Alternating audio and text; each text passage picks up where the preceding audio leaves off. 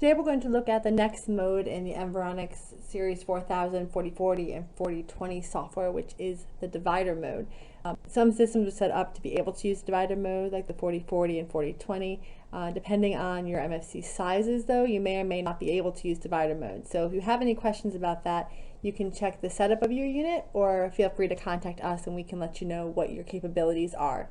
So if you've been watching the videos, we've been using serial number 5389 to do our demos. 5389 actually isn't capable of doing a divider mode, so you'll see we're going to look at serial number 7212, which is a 4040 with 4 flow controllers. And I've set the unit up just like you'll see in the videos. And I've connected 3 cylinders, our nitrogen, I have a 10% SO2 tank and a 5% CO2 tank. So to start, you're going to click on the serial number that you're going to use for your divider mode. Click on divider, and you'll see up here it says click add to create divider mode, which is what we're going to do. This little pop-up will then open, which is the shortcut for entering your divider mode. So you're going to pull down here, the drop down, which of the 2 span cylinders you want to use for your divider mode. We'll say we want to use our 10% cylinder.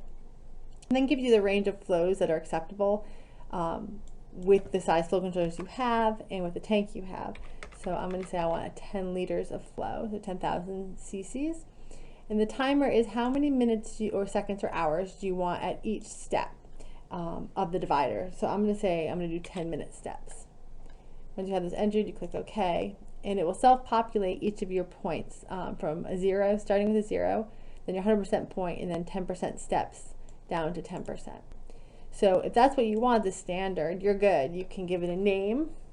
We'll just call it SO2 divider, and you can click save, and you're done. You're ready to go.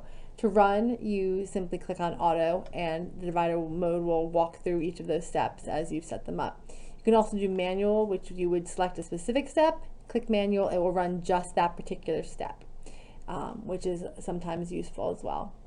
But let's say you wanted to edit this somehow. For example, maybe you want your 0 point to run for 20 minutes instead of 10 minutes. You can individually go into each run time and adjust it. You'll see that adjusted just my 0, and the rest have stayed the same. So you can change the run times. You can change the concentrations. Instead of 100%, say I wanted to do 95%. I can make that change. So any simple changes like that can be made just by clicking in the box where you want to change it. Same with flow. Say for the 0, I only want 5 liters of flow. I can change that here. So it's very straightforward. Just change what you need to change and then move forward.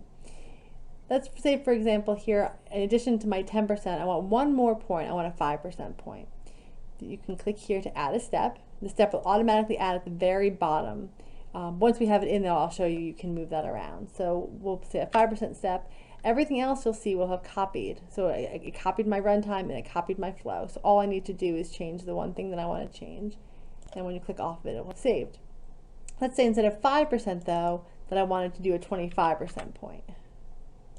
And I want to do that where it belongs, between 30 and 20. So with that step highlighted, simply click the move up arrow until you have it where you want it to go. If you move it too far up, obviously, you can click down to move it down. If you want to remove the step, say I did that in error and I don't really need that step, I simply click clear and it takes that step away. So it's pretty straightforward to add, remove, or edit any of the steps that you need to add, and then just click save when you're finished to save all of those changes. So divider mode is very straightforward. Once you have a mode saved, in addition to editing, a very useful step is copying. So let's say I want to do a divider mode exactly the same as this, except instead of my SO2, I want to use my CO2. I simply would copy, give it the new name of CO2 divider mode, and then here you can see I can change between my cylinders. I change to CO2, and then I just click save. Everything else stays the same. You can do that regardless of what one particular thing you're changing. Let's say, for example, instead of that, I want to change my flows. You could individually go in and change each of the flows. So copy can be a nice shortcut if you have similar programs with one small difference. Thank you for watching this video. We hope it was helpful for you. Follow our blog for more information on using our newest software, or call or email us if you have any questions.